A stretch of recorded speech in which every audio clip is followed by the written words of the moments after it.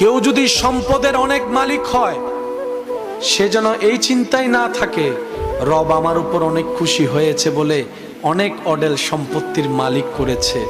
কারো সম্পত্তি না থাকলে সে যেন এই চিন্তায় না থাকে আমার রব বুঝি আমার উপর নারাজ, তাই এক বেলার খাবার আনতে আরেক বেলার খাবার ফুরিয়ে যাচ্ছে।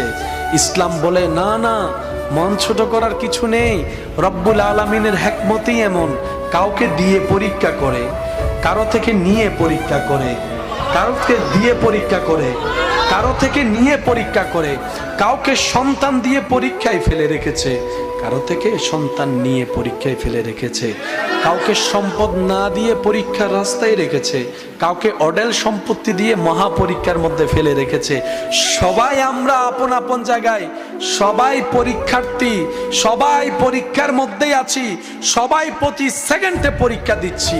মাদ্রাসা স্কুলের পরীক্ষা বছরে 3টা অথবা 2টা ডেট, মাস, তারিখ ফাইনাল করে দিয়ে বলে দেওয়া হয় এত তারিখ থেকে এত তারিখের মধ্যে পরীক্ষা হবে, এইবারে এই তারিখে এই পরীক্ষা।